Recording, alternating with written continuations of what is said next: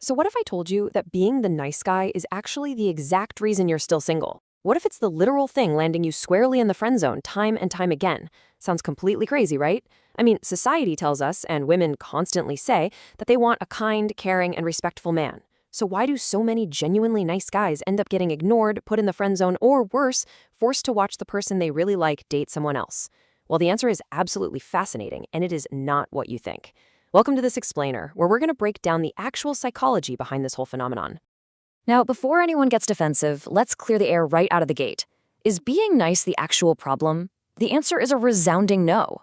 This explainer is absolutely not about telling you to become some bad boy or a total jerk. It's not about manipulating people or treating anyone badly, so scratch that idea entirely. The problem we're looking at isn't that you possess genuine kindness. The real issue here is what most guys incorrectly think being nice actually means in the world of dating psychology.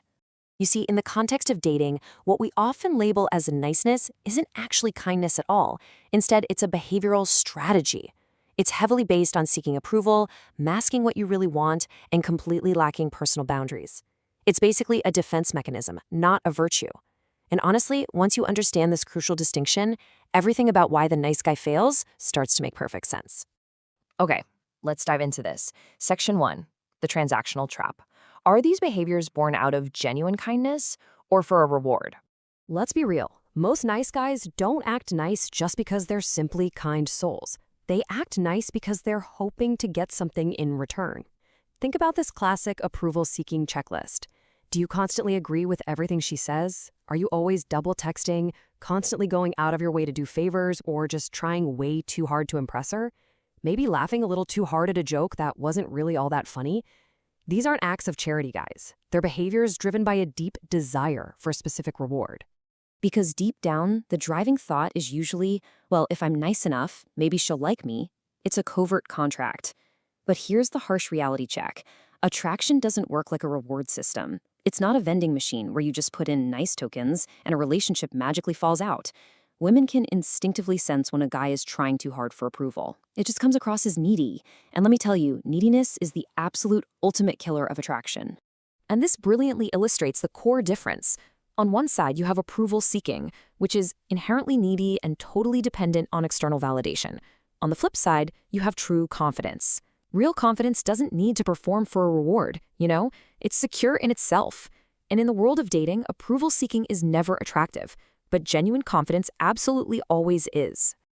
Which brings us to our next point, the fear of rejection, hiding intentions right inside the friend zone. So, nice guys will often pretend to just be friends when they actually want something much more. They'll spend literally months talking to a girl, helping her out, listening to all her relationship drama with other guys, acting as her primary emotional support. But they never make a move. Why? Because they are terrified of rejection. They think that by just sticking around and playing it safe, she's going to wake up one day and realize he was the one all along. But here is the punchy truth. Spoiler alert, she usually doesn't magically fall for you. Staying in the friend zone out of fear of getting a no is a strategy that almost never ever works out.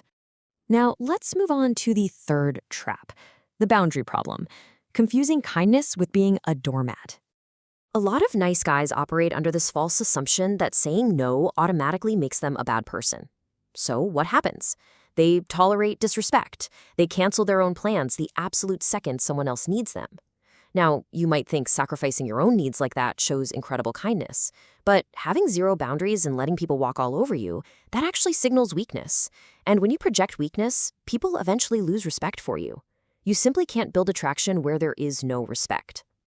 Which leads us to a harsh but unavoidable truth. People respect those who respect themselves. Genuine respect is earned through self-respect, not by becoming a people-pleasing doormat who never advocates for his own needs. Let's see how this builds right into our next point, the fear of authenticity, playing it far too safe. Because they're so insanely worried about being liked, many guys will completely hide who they really are. They avoid sharing controversial opinions, they avoid flirting, and they just become the absolute safest, most predictable versions of themselves. But look, safety and predictability are great for a reliable car, terrible for romance. Attraction fundamentally requires emotion, and emotion that stems from raw authenticity, not from some perfectly curated, completely safe attempt at perfection. Picture this. Imagine a guy who replies to a text message in exactly 2 seconds every single time. He's always available, always free, always waiting. At first glance, this might actually seem sweet, right? It feels attentive. But this is actually the dangerous trap of being too available.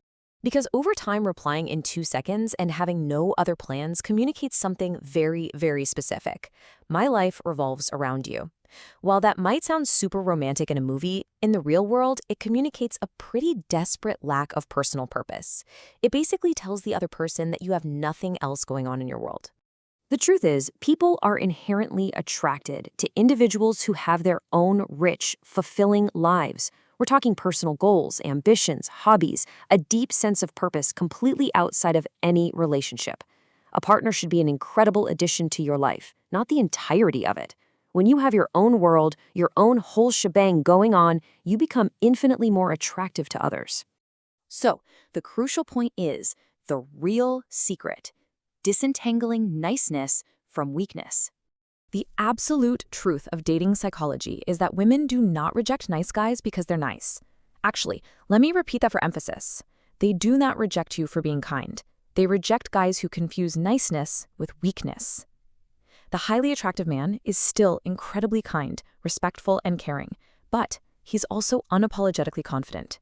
He has personal standards, he clearly expresses what he wants, and maybe most importantly, he's completely willing to walk away when he isn't valued. That specific combination, it's incredibly powerful. So what's the blueprint here?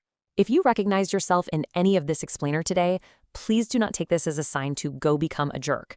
Instead, follow these steps to become a stronger version of yourself. Number 1, absolutely keep your kindness and respect. Number 2, actively stop seeking external approval. Number 3, stop hiding your intentions behind a fake friendship. And number 4, focus your energy on building a life that you are genuinely proud of. Because ultimately, the goal is to become someone you respect. It's not about finding some weird trick to get women. It's all about self-worth.